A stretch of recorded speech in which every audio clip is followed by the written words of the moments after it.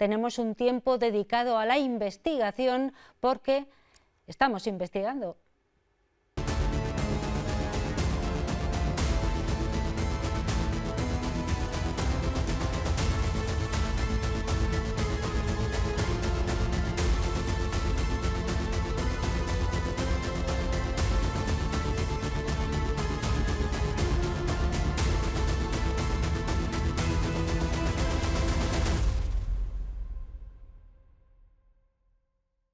Bueno, nosotros investigamos poco, ya nos gustaría, pero en el grupo TIDOP investigan mucho desde hace mucho tiempo, son muchas personas dedicadas a mejorar la vida de todos y al frente de todas esas personas, Diego González Aguilera, que es el director de este grupo, que es catedrático de Ingeniería y que nos acompaña ya desde hace un tiempo y periódicamente. Buenas noches, Diego. ¿Qué tal, Ana? Buenas noches. Pues aquí ya dispuestos a enfilar la Navidad, ¿has visto que nos hemos puesto ya un poco navideños? Me siento como si tú fueras la profesora y yo el alumno.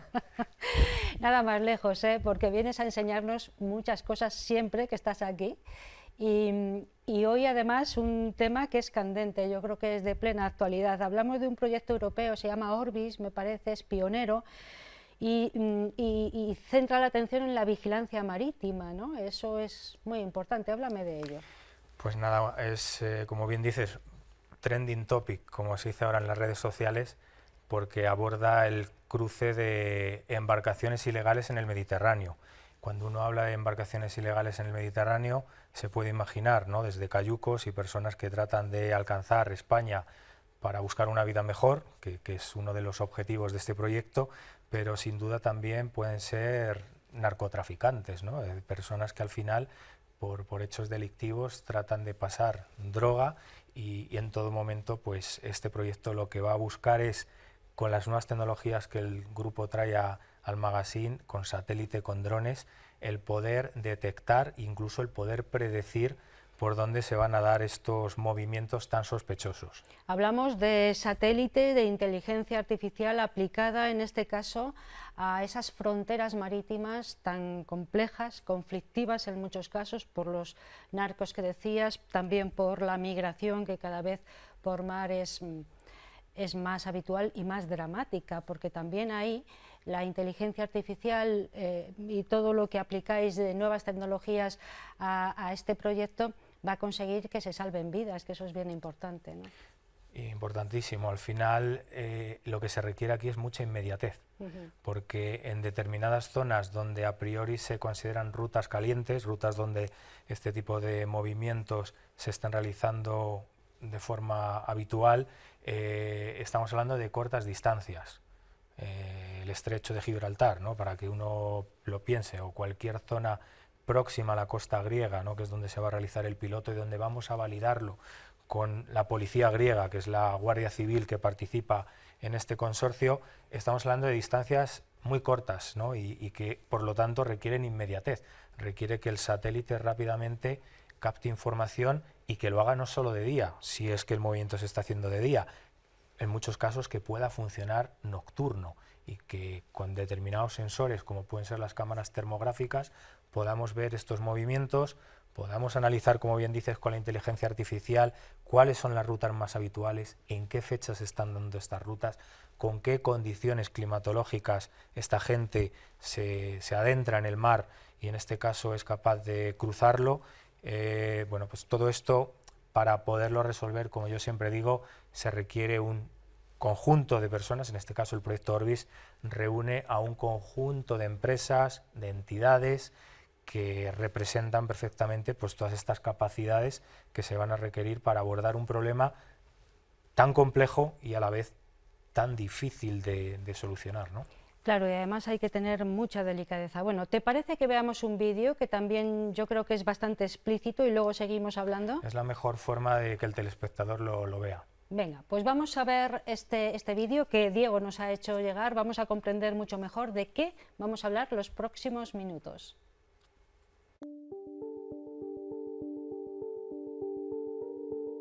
El Mediterráneo es una de las rutas marítimas más activas y desafiantes del mundo. En sus aguas confluyen transporte, migraciones, operaciones de rescate y también rutas empleadas para el tráfico ilícito. mantener la seguridad nunca ha sido tan crucial.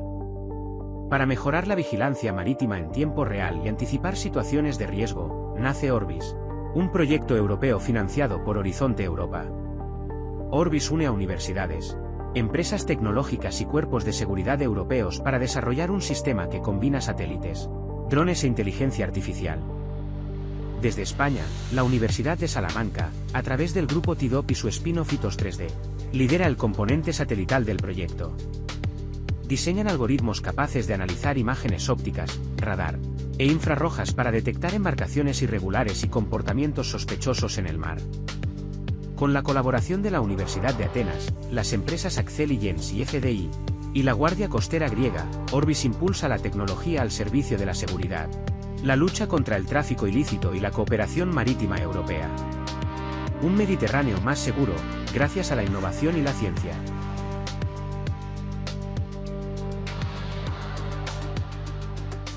Y en ese proyecto está el grupo TIDOP. ¿Desde cuándo? ¿Cuánto tiempo lleváis en ello? Nada, unos meses. Esto acaba de nacer. Lo hacemos a través de la spin-off que tiene el grupo, que es la empresa base tecnológica, se llama Hitos 3D, que no lo hemos comentado en muchas ocasiones, pero se dedica a verticalizar y acelerar aquellas cosas que el grupo ya no tiene más recursos y energía ni tiempo para poder hacerlo, ¿no? Este proyecto nos lo concede Europa porque está muy cerca de mercado, ¿no? Y por lo tanto hay que desarrollar lo que llamamos una investigación muy aplicada, ¿no? Y bueno, pues es llevar todo ese conocimiento del grupo, toda esa algoritmia, todo ese conocimiento satelital con drones en colaboración con empresas superpunteras como es la empresa griega Axeligence, que va a poner unos drones de última generación con sensórica súper avanzada, con otras entidades, no me quiero dejar a ninguna del consorcio, y por supuesto, como siempre decimos, en los proyectos tiene que haber un usuario final, un usuario que diga lo que realmente necesitamos, porque si no los investigadores se nos va la especie, ¿no? Y divagamos mucho, entonces tienen que aterrizarnos en el suelo. Uno de los aterrizajes, el primero que nos han hecho, que ha sido un bofetón en la cara, es el de necesitamos una respuesta inmediata. Claro. Inmediata, porque si no estos señores son capaces de cruzar y volver, ¿no? Porque estamos hablando en Grecia en distancias muy cortas y bueno, pues el reto es mayúsculo. El reto es mayúsculo porque estamos hablando de mucha inmediatez en la respuesta con el satélite, con los drones también, ver por la noche incluso tamaños muy pequeños de barco. Porque aunque uno pueda pensar que una lancha de narcotraficantes puede ser grande, a efectos satelitales es minúscula, ¿no? Entonces, el reto que tenemos que hacer frente para detectar cayucos, para detectar embarcaciones de este tipo, siempre ilegales, pues es enorme. Entonces la participación es múltiple y multidisciplinar, no puede ser de otra manera, ¿no? La participación en el proyecto. Sí, la spin-off del TIDOP, Hitos, va a poner todo el conocimiento satelital, todo el conocimiento que está ahí arriba y que, como yo siempre digo, lo tratamos de digerir y de generar esas alertas. Al final lo que quiere Frontex, lo que quiere la Guardia Costera Helena, que son los que veíamos en el vídeo y que van a actuar de usuarios finales, es que les demos lo que llaman la alerta temprana. Quieren saber que hay un movimiento, de qué tipo es ese movimiento, si es de inmigración, bueno, pues enseguida van a llamar a los drones que van a diseñar y que están ya en ello la empresa Axeligence para poder llevar desde alimento, desde un salvavidas, es decir, cuestiones de primeros auxilios. O si en este caso puede ser otra embarcación, como decimos, con un hecho delictivo, para poder confirmar de primera mano que lo que nos ha dicho el satélite es cierto, ¿no? Es decir, lo todo estamos esto... viendo de nuevo, ahí el ejemplo que decías de un salvavidas, estamos viendo ese vídeo, pero de una manera más detallada. Nos puedes ir contando un poquito, ¿verdad? Sí. La eficacia y la ética a la hora de poner a disposición de la sociedad esta herramienta, ¿no? Sí, claro, luego hay que lidiar mucho con la privacidad del dato, claro. Hay que lidiar mucho con la seguridad de esa información. En todo momento la cadena de custodia tiene que estar perfectamente preservada, ¿no? Esto es algo que la propia Guardia Costera Helena nos ha subrayado, Frontex, que todos lo conocemos a nivel europeo, nos está poniendo el énfasis ya en determinadas zonas donde está demostrado que el incremento de movimientos ilegales está aumentando muchísimo. Son esas zonas donde Orbis se va a centrar y tenemos que estar perfectamente sincronizados con la parte de los drones, porque al final esto es un trabajo en equipo. Los drones hacen un primer cribado y a continuación el dron va a confirmar, ¿no?, que efectivamente esa hipótesis es cierta y va a proporcionar más información o incluso, como estaba diciendo, va a proporcionar esos medios vitales, como puede ser un salvavidas, como puede ser víveres, etcétera, etcétera. Hay otras empresas que van a poner esa parte de inteligencia artificial, hay mucho interés en saber por dónde se va a predecir una ruta, ¿no?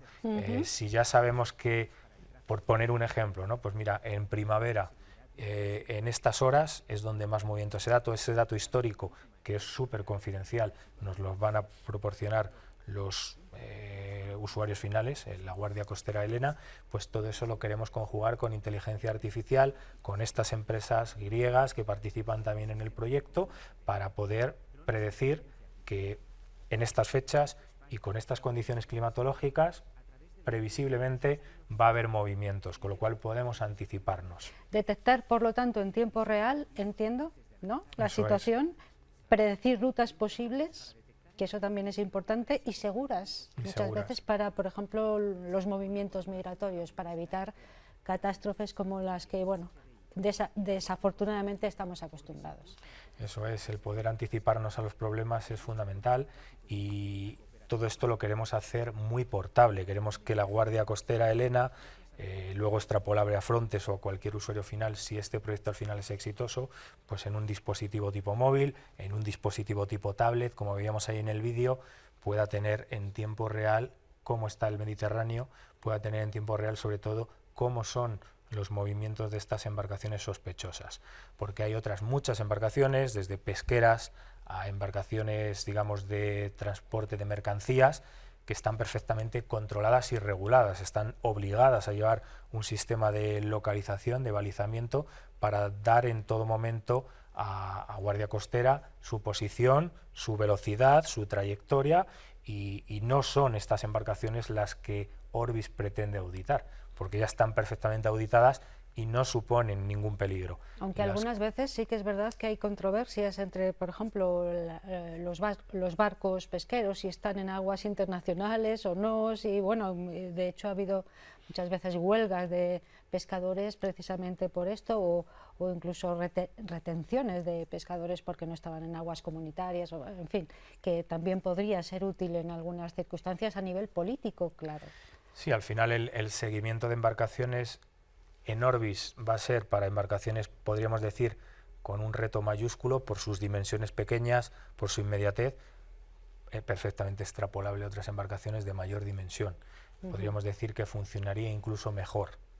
¿Cuáles son entonces los avances más destacados que se plantean en este proyecto Orbis? Pues sobre todo hacer uso de una información de ahí arriba, del espacio, que como yo digo siempre es gratuita, que nos la proporciona la Agencia Espacial Europea. Este proyecto está financiado por Europa porque hay un problema encima de la mesa que afecta a Europa, sobre todo a los países europeos del mar Mediterráneo, y ahí está España, está Italia y por supuesto está Grecia.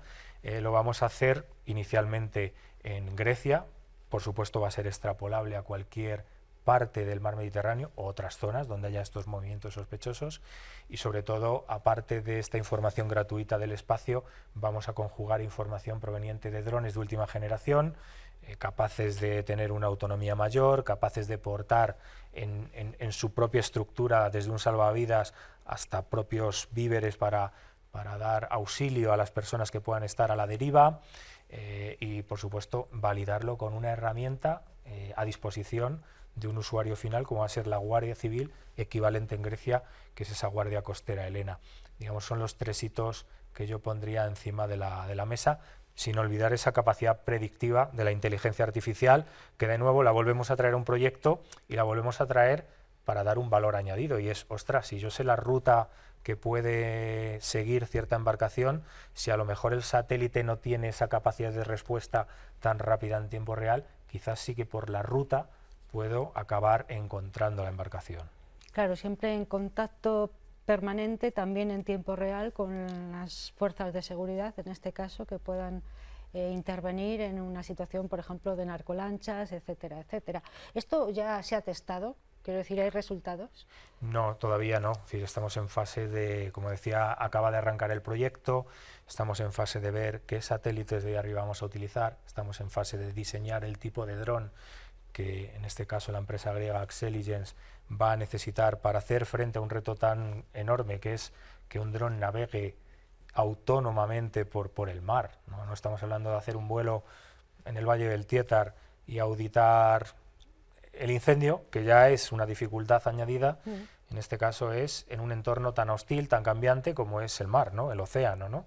Y bueno, pues hay una serie de retos ahí que están encima de la mesa, que se están analizando, muchas conversaciones inicialmente ahora con la Guardia Costera Helena, porque como decía anteriormente es la que nos está poniendo los pies en el suelo y la que nos está diciendo, señores, esto es viable o esto no es viable, y esto es útil o esto no es útil, y bueno, pues yo espero que en un año, por estas fechas, el próximo año, estoy seguro que podremos traer aquí el prototipo de plataforma, los primeros datos también, y seguro que son muy positivos. Desde luego que sí, es el proyecto europeo Orbis, pionero. El grupo TIDOP está dentro de esa investigación que se lleva realizando unos meses, está todavía pues en ciernes, estáis empezando a formar ese núcleo importante, ¿no? Y nos lo ha estado contando, claro, el director de este grupo TIDOP, Diego González Aguilera. Muchísimas gracias, Diego, por habernos acompañado un día más. Nos encontramos pues quizá ya a las vueltas de las vacaciones de Navidad, ¿te parece? Pues cuando queráis, un placer siempre.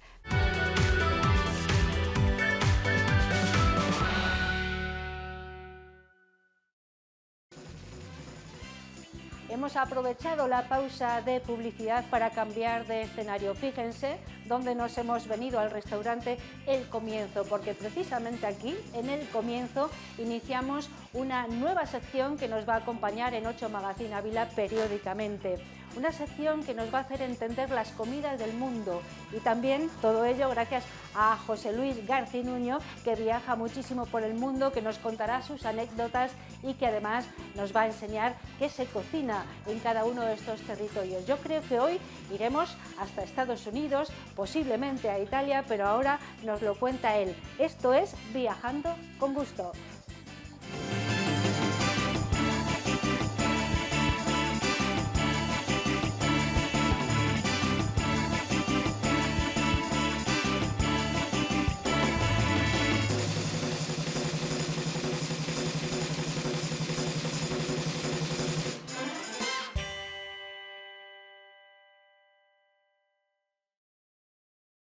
José Luis, ¿qué tal estás? ¿Cómo estás? Dame un beso. ¿Todo bien? Muy bien.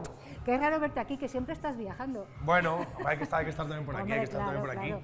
Aquí como anfitriona, además de estos espacios que vamos a comenzar en 8 Magazine Ávila, Viajando con Gusto, porque nos parece muy interesante esa combinación, ¿no?, de los viajes que tú haces por todo el mundo y de lo que te traes de esos viajes, claro. Sí, al final, bueno, de cada viaje pues hay que absorber un poquito de lo que tienen allí y traerlo para acá, claro. Por ejemplo, nos vamos a ir a Italia, me parece, Sí. que nos has dicho, ¿no? Sí. Y bueno, primero, ¿por qué Italia? ¿Por qué elegiste ese destino? ¿Qué es lo que esperabas encontrar allí? Bueno, cuéntame. A ver, a mí Italia, la verdad que la pasta yo creo que es algo que a todos nos gusta mucho, las pizzas, todo esto, pero yo soy fanático de las pastas y tenía que ir a Italia, aprender a hacer una pasta casera, las salsas que tienen ellos allí y todo eso. Esto es una de las que la he tenido ahora de burger del mes, aquí en mi local. Estuve allí, me pusieron una combinación, una salsa pesto de albahaca con queso burrata, dije, esto me lo tengo que, Me lo tengo que me llevar lo tengo para que traer, esta combinación es increíble. Y la he tenido como burger del mes y la verdad que ha sido espectacular, de hecho me estoy planteando dejarla en carta. Ajá. Me estoy planteando dejarla en entonces, carta. ¿qué ingredientes son? Pues mira, Cuéntame. es muy sencillita. Nuestro pan, nuestra carne con quesito. Es una burger, ya te digo, muy tradicional. Le añadimos un poquito de salsa de pesto de albahaca. En este caso la he hecho muy suavecita para que no empalague a la gente. Y continuamos con nuestra burrata. Vale, ya lo vemos un poco cuál es el proceso. Y esto tiene que quedar riquísimo. Y añadimos otro poquito. Bueno, todo esto lo aprendiste allí cuando fuiste a Sí, Italia. allí en ¿Qué Italia zona de Italia estuviste? Estuve en Florencia. Estuve además yendo a clase de cocina. Aparte de viajar, ya sabes que a mí me gusta viajar y absorber, pero allí en Italia estuve dando clases de cocina. Me apunté a un curso de cocina. ¿Sí? Sí. ¿Y qué tal? ¿Entendías bien el italiano y esas cosas? A ver, el italiano es muy parecido, Es parecido, a nuestro idioma, sí. entonces sí que se entiende. Sí que se entiende. Pero tendrías anécdotas ahí que contarnos, seguro, de Italia, ¿no? En Italia, bueno, sí. Que tengan que ver con la gastronomía, en Italia ha sido todo positivo, todos los sitios que he ido me han encantado, todos. ¿Has Fuimos comido ahí- cosas raras?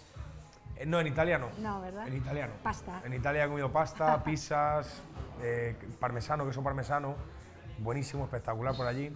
Pero en Italia sí que es cierto que han sido todo anécdotas buenas. ¿Y el curso de cocina qué tal? ¿Quiénes estabais por allí o un poco cómo estaba planteado? Era un curso de cocina, bueno, la gente que fuimos pues no conocía a nadie, claro, lógicamente. Había un mercadito de comida cerca de donde dábamos el curso y por las mañanas íbamos, cogíamos el producto lo que nos iba a enseñar el profesor ese día, lo comprábamos ahí fresquito y nos enseñaban a hacer desde pastas, salsas, la masa de las pizzas, todo. Qué bueno. Sí. Y estas hamburguesas, que no sé qué nombre tiene, Esta la he en llamado concreto. Capo di Burger. Capo di Burger. Sí. Vale, De hecho, vale. he estado hasta sorteando un viaje a Nueva York, que se ha acabado ayer el sorteo, le está hasta sorteando con esta hamburguesa. Ujú. Bueno, vamos a hablar un poco más de esos viajes, en concreto del de Italia. ¿Hiciste amigos? Cuéntame un poco allí cómo... Bueno. Sí, al final, a ver, yo soy una persona muy abierta también, y quieras que no, pues vas a... Bueno, ya me hice un amigo en el avión. En el avión, ya el que me tocó al lado era de Argentina, Vale. un chaval muy majete además, y al final, pues bueno, al final iba al solo, estaba viajando el solo, y luego nos hicimos un par de excursiones juntos a unos restaurantes por allí y tal. Al final haces amigos en todos los lados. Gracias a Dios, en todos los lados que he ido, al final me traigo amistades. Sí, sí. ¿Cuánto tiempo sueles estar más o menos en cada uno de los países o de las ciudades que...? Pues depende. Por ejemplo, Italia, que me pilla cerquita, allí estuve 6 días. Si me voy a países más lejanos, pues entre 10, 15, 20, 20 días. En Italia he estado 6 días. Ujú. ¿Y la gente allí come bien? Es decir, ¿es gente que come pasta, que come sus pizzas, Sí. que hace sus propios productos? Sí, La en gente... Italia sí. En Sí. Italia sí. Me ha encantado, o sea, de verdad que me ha encantado. El olor que hay por la calle solamente ¿Ah, sí? de... Sí, sí. Sí que es cierto que lo que más comen es pasta, pizzas, estas cosas, pero muy bien. Vale, entonces, bueno, recomendaciones para comer esta hamburguesa. ¿Recomendaciones? ¿Cómo hay que...? Ven con hambre. A ti te gusta que chorree, me lo dijiste un día. Sí, si no chorrea no mola. Pero bueno, a ver, ¿cómo tenemos que hacernos con ella? Porque A con ver. este capo, ¿cómo era? ¿Capo? Capo di Burger. Di Burger. Capo Vale, di Burger. Vale, vale. A ver, esto pues, esta sí que es cierto que es un poquito alta, pero bueno, si la aplastamos un poquito, pues entra bien. Es muy suave, esta burger es muy suave, el pesto es suave, como te he dicho, el queso de burrata es suave, creo que es una de las burgers más equilibradas que he creado.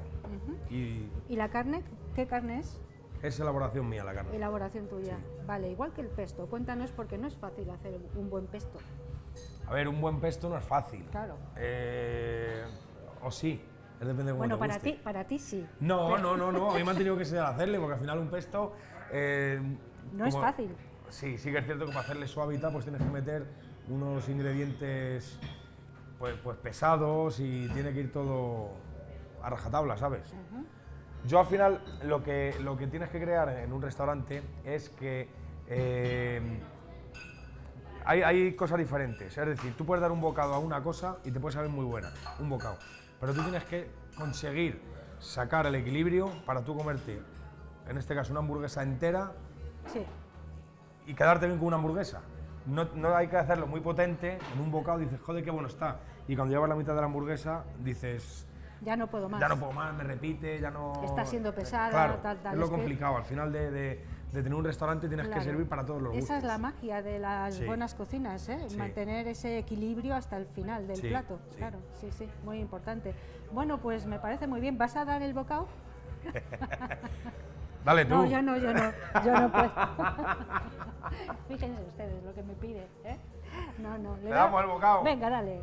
Joder. Y luego yo que estoy a dieta, macho, esto no puede ser, ¿eh? Y luego te voy a pedir que hables con la boca llena. Con la boca llena. Venga, adelante. Muy bien. Jo. Enséñala. Es una maravilla. Bueno, pues esta es la hamburguesa que se ha traído de allí, de Italia, donde ha estado más de una semana preparándose, conociendo cómo es la cocina de allí y yendo de alumno, entiendo, a esos cursos de cocina. Este capo de burger, claro, es que no me Capo di burger. Capo di burger es lo que nos trae hoy José Luis, al que le vamos a pedir ahora que nos diga un poco si ya tienes algún otro viaje por ahí planteado. Tengo que limpiar un poco. Venga, pues límpiate, pero no importa. Vamos allá. ¿Tienes algún otro viaje para la próxima ocasión que vengamos a verte? Sí. Nos vamos a Estados Unidos, ¿te parece bien? Me parece de maravilla. ¿Y allí qué tal? Otro mundo. ¿Nos lo cuentas luego? Sí. Bueno, pues venga, nos lo contarás el próximo día. Vale, un placer. Gracias. Dame un beso. Adiós.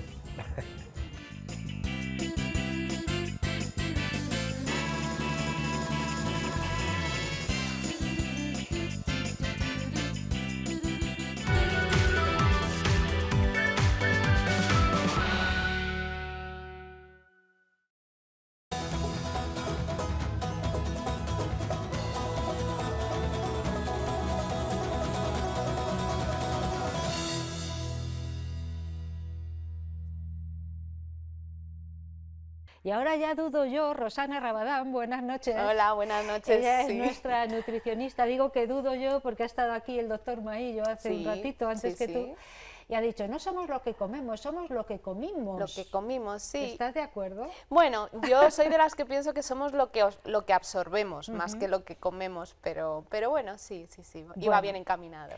Hoy vamos a hablar de los azúcares. Sí. Nos creemos que el azúcar es esto que echamos blanco Y ya o está, tostado sí. y ya está, pero hay muchos azúcares, Sí. muchas formas de introducir el azúcar en los alimentos y conviene que lo tengamos claro. Y en el Sí. etiquetado. Eso fundamental. es, vamos a seguir con nuestra pizarra y el etiquetado Ya la veo. para explicarlo bien, para que la gente pueda ver exactamente y encontrar y buscar el azúcar en el etiquetado y que lo tenga bien claro, ¿vale? Y luego además, como estamos en las fechas en las que Uy, estamos, madre mía. pues claro, vamos a meternos un poco con esos postres, no meternos, perdón, vamos a explicar un poquito esos postres navideños y bueno, para hacerlo, para coger las mejores selecciones y de calidad. Los turrones y las cosas. Bueno, Eso en es. primer lugar, vamos a hablar un poquito de los tipos de azúcar que hay. Efectivamente, mira, me voy a levantar. Sí. Bueno, a ver, existen tres grupos de azúcares, ¿vale? Están los azúcares presentes de los alimentos, que presentes en la leche, en las frutas, en las hortalizas, ¿vale? Y de esos realmente no nos tenemos que preocupar porque también contienen fibra y contienen otras sustancias que va a hacer que el azúcar en sangre realmente se mantenga y que no nos dé esos picos, esas subidas que nos dan tanto miedo de azúcar, que siempre parece que la fruta tiene mucho azúcar, pero ahora explicaremos. Y luego están otro tipo de azúcares, que son los que tenemos que tener un poquito más de cuidado y buscarlos un poquito más. Están los azúcares libres, que son los presentes pues, en la miel, en los jarabes, en los zumos. Con eso sí que tenemos que tener un poquito de cuidado porque al triturar, por ejemplo, un zumo, al triturar la naranja, esos azúcares se quedan en el agua, digamos, en el líquido, y son los que pueden provocar esas subidas de glucemia. Y luego están los azúcares añadidos, que se suelen utilizar más en la industria, pues porque son conservantes, porque son saborizantes, al final para dar otro toque al paladar. Y la OMS, la Organización Mundial de la Salud, establece que tanto los azúcares libres como los azúcares añadidos sí que tenemos que tener cuidado con unas recomendaciones de cantidades. Vale, vamos a ver entonces qué cantidad de azúcar es adecuada. Efectivamente. Sobre todo de estos dos grupos que hemos dicho, ¿no? Son los que nos preocupan, por Vale. eso, porque al final, por ejemplo, en la comparación que hacíamos con la naranja y con el zumo, la naranja al tener más fibra, pues ese azúcar que contienen esas frutas no son perjudiciales. ¿Vale? Nos preocupan mucho las frutas que tienen mucho azúcar, pero sin embargo las galletas no nos preocupan nada, ¿vale? Pues no, vamos a centrarnos en libres y en añadidos. Y en añadidos. Venga. La OMS, la Organización Mundial de la Salud, establece que los adultos deben de consumir como máximo 25 gramos de azúcar al día, que ¿Eso son cuánto es? unas 5 cucharaditas de postre aproximadamente, ¿vale? Pero no del azúcar de mesa, Ya, sino ya, del ya. conjunto que tomamos todo el día. Los niños, hasta 12 años aproximadamente, entre 12 y 15 gramos, que son unas 3 cucharaditas aproximadamente. ¿Al día? Al día. De todos los azúcares. De todos los azúcares. Vale. ¿Vale? Y los lactantes, que son recién nacidos hasta los 2 años, 0. ¿Conoces muchos niños de 2 años que no tomen nada de azúcar al Pues día? ahora mismo no. No caes, conozco- ¿no? No. Pues no, ya te digo yo que hay muy poquitos, Muy muy pocos. poquitos, ¿vale? Ujú. Pero recordamos que son de los azúcares libres y los azúcares añadidos, los que podemos encontrar en esos productos que quizás no nos imaginamos que tengan azúcar. Claro, vamos al etiquetado, si te parece. Eso es. Porque es muy difícil muchas veces interpretar lo que nos quiere decir en cuanto al azúcar, por Sí, ejemplo.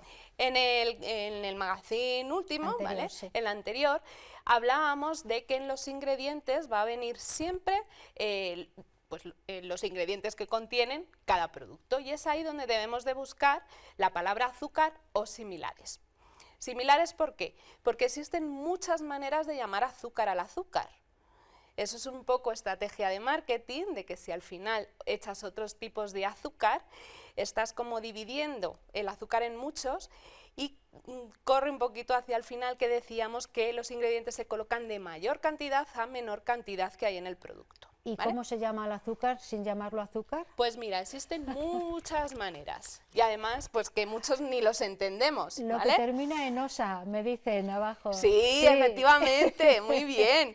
Muy bien, un punto, Álvaro Santero. Tenemos a los azúcares, azúcar, el nombre con apellidos, los más conocidos son azúcar moreno, de caña, azúcar refinado, de higo, ¿vale? Jarabes o siropes, que también son muy conocidos. El jarabe de fructosa, aunque el de fructosa y el de maíz y el de arce son más en Estados Unidos y demás, pero ya están viniendo mucho, así que cuidado con esos nombres, ¿vale? Los jugos de fruta, jugo de caña, cuando veamos algún nombre de estos en el etiquetado, son azúcares. Vale. ¿Vale? Vale. Como decían abajo, todos aquellos que acaban en osa. En osa. Sacarosa, fructosa, maltosa, lactosa, muchos de estos son propios de los Destrosa. alimentos. La lactosa, el azúcar de la leche. La fructosa, el azúcar de la fruta. ¿Vale? Y otros muchos que pueden ser pues la miel, caramelo, la destrina, la melaza, el néctar. Bueno, existen 56 nombres, que si ponemos en internet nombres de azúcares, nos aparecen todos, ¿vale? Todo eso aparece en el etiquetado, pero muchas veces no sabemos interpretarlo, lo que está queriendo decir, y es Claro. que tiene un azúcar, ¿no? Efectivamente, ¿vale? Vale. Hay que saber información, o sea, hay que tener la información para que el consumidor pueda elegir de la mejor manera posible, Vale. ¿vale? Y no tiene por qué ser un producto dulce, puede ser un producto salado que también tenga azúcar. Efectivamente. Claro. Como decíamos, el problema es todos esos azúcares añadidos que se utilizan como conservantes. A lo mejor en los embutidos se utiliza el azúcar como conservante y ya va a tener azúcar.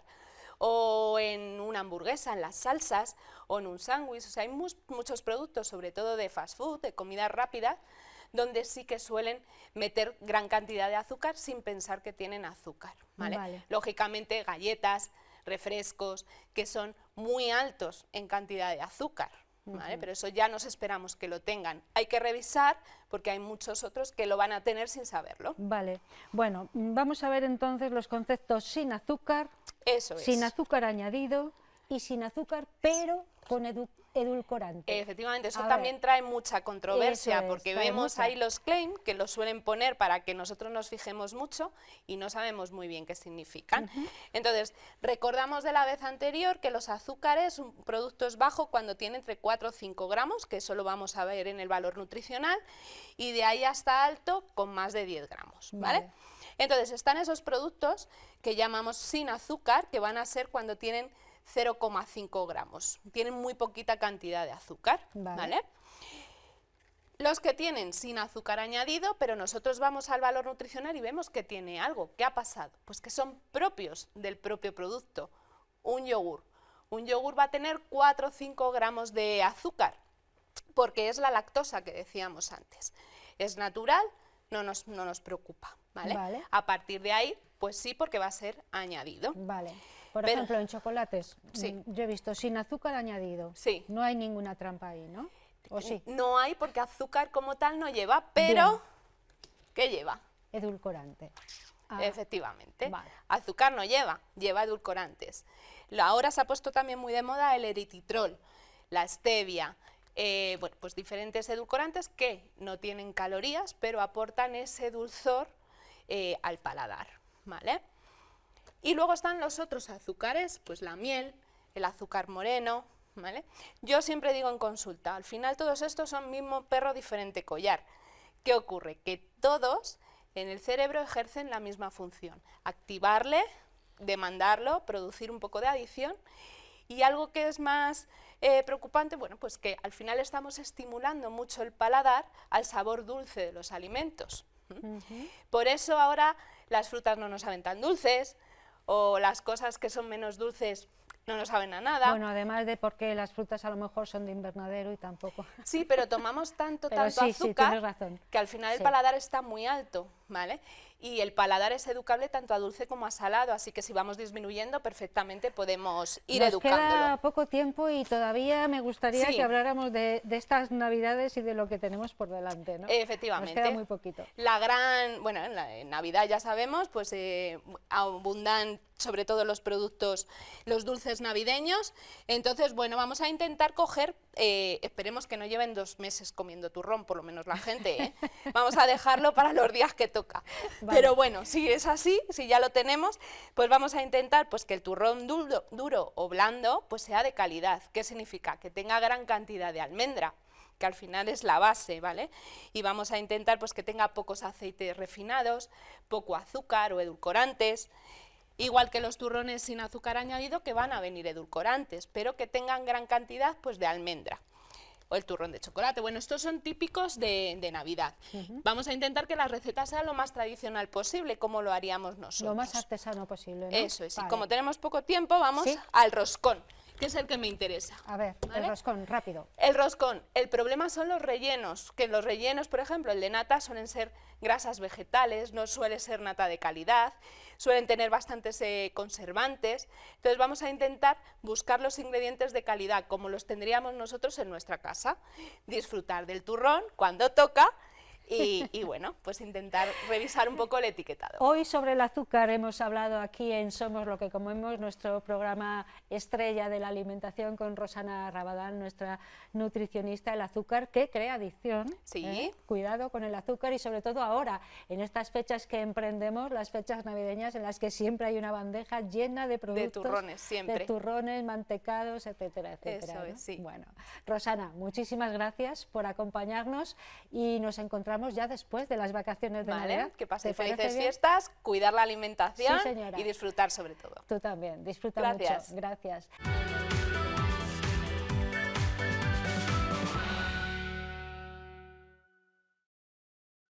Os falta un miembro, ¿no? de la banda. Nos falta un miembro de la formación original, Carlos Galán, que me acompaña también en otros formatos y Sí. tal. Javier Jiménez con los teclados y yo con la voz. Y para esta ocasión hemos completado la banda metiendo batería y contrabajo, 2 músicos que acompañan a Carlos en otros proyectos de música de jazz y demás, son Paco Tejero y Óscar López, o sea que esta vez lo presentamos con banda al completo. Formato de banda al completo, y dice esta vez lo presentamos y me está hablando del proyecto porque hay una presentación el próximo 22 de diciembre de este tributo a Aute en el Auditorio de San Francisco, me parece, y bueno, yo me apetecía mucho que me hablarais de esto. Sí, así es. Con el Ayuntamiento, en colaboración con el Ayuntamiento, hemos preparado esta actuación el 22 de diciembre a las 8 en el Auditorio de San Francisco. Y lo que queríamos hacer, y llevábamos un tiempo hablando con el Ayuntamiento, era presentar este tributo a Aute y de la mejor manera posible, y por eso hemos ampliado el formato y vamos con la banda completa a esta presentación. Va a ser un repertorio similar a lo que teníamos elegido para ocasiones anteriores, donde hacemos un recorrido por los temas más míticos de la primera época, años 70, años 80, pero también de la época que inició en el 95 con el disco Alevosía, y que son temas más nuevos a raíz de los cuales muchos conocimos a Aute y luego fuimos conociendo los temas más antiguos, pero nos engancharon con este disco. Vale, es desde luego un proyecto musical muy interesante. José Luis está en otros, en Doudes. Con Sí. Doudes has venido aquí más veces porque son versiones de música de los 80. Bueno, ahí también tiene mucha cabida Aute. ¿Por qué Sí. habéis elegido a este músico, a Aute, para este tributo? A ver, Aute fallece en el año de la pandemia, en el 2020, no relacionado con la pandemia, pero sí que fallece en abril de 2020. Esos meses que no estuvieron ahí encerrados y que dedicaban más a escuchar música, dedicamos mucho tiempo a escuchar temas de Aute y recuperar cosas antiguas de él, y de ahí surgió la idea.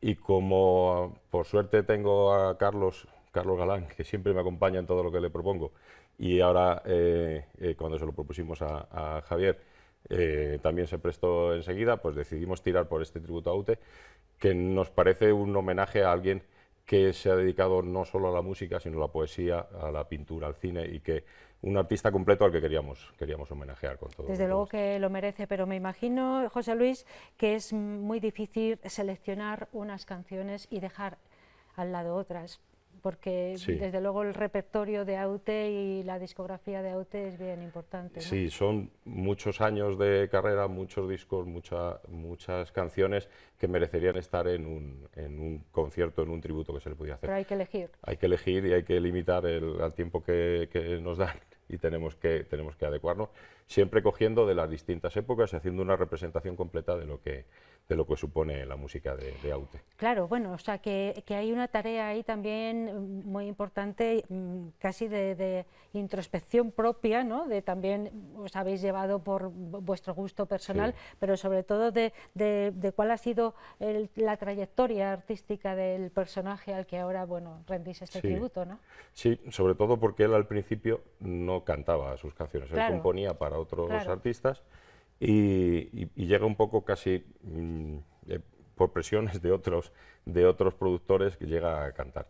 Empezar a escoger de los temas más antiguos cuáles podrían ser los más representativos es una tarea complicada, sobre todo porque, como bien dices, entra en juego tu gusto personal. Claro. Y en este caso, nosotros, que hemos empezado a escuchar Aute en los 90, hemos crecido con la música de Aute desde los 90 hacia adelante y hemos ido a revisar lo anterior, se complica más aún poder elegir cuáles son los temas representativos que le podamos hacer. En este tributo a Aute, que recordemos será el 22 de diciembre en San Francisco a partir de las 8 de la tarde, vamos a volverlo luego a recalcar, pero bueno, que quede claro, en este tributo a Aute sois fieles a Aute o os permitís también hacer, bueno, poner de vuestra parte. Siempre se lleva algo de nuestra parte, pero tratamos de ser lo más fieles posibles a cómo representó las canciones.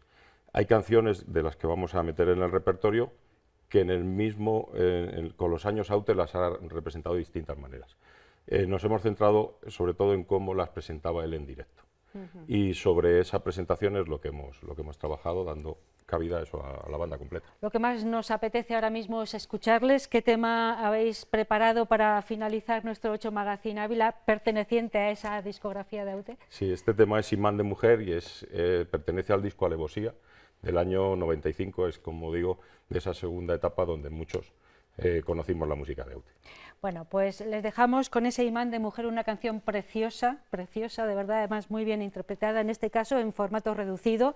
La banda será mucho más completa, 22 de diciembre a partir de las 8 de la tarde en el Auditorio de San Francisco. Un tributo a Aute de la mano y de la voz y de la música de Paso.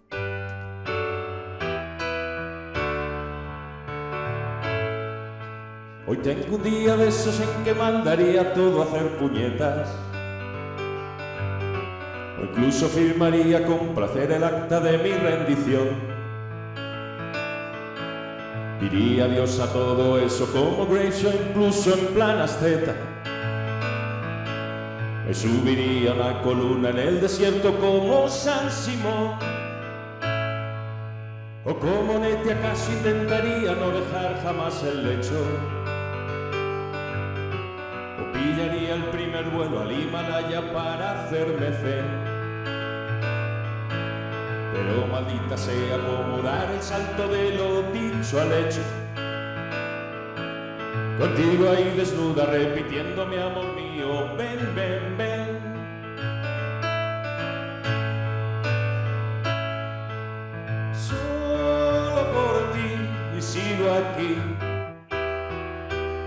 imán de mujer, imán de mujer, me voy a perder, pero sin salir de ti.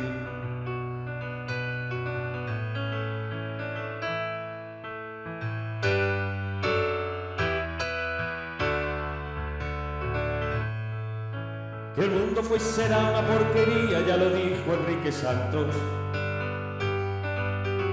Y tengo un día de esos en que sufro toda esa poesía cruel.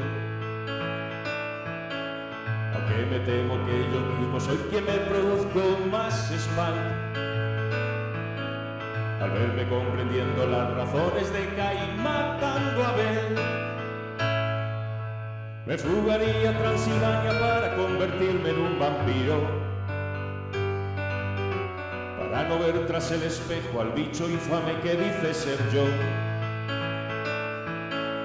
Pero me abrazas aún sabiendo que tus brazos son un mal retiro.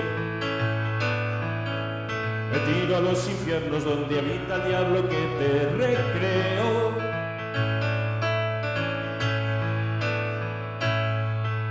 Solo por ti sigo aquí, imán de mujer, imán de mujer, me voy a perder, pero sin salir de ti, y sigo aquí, imán de mujer, imán de mujer, me voy a perder, pero sin salir de ti, y sigo aquí, imán de mujer, imán de mujer, me voy a perder, pero sin salir de ti, me voy a perder, sin salir de ti.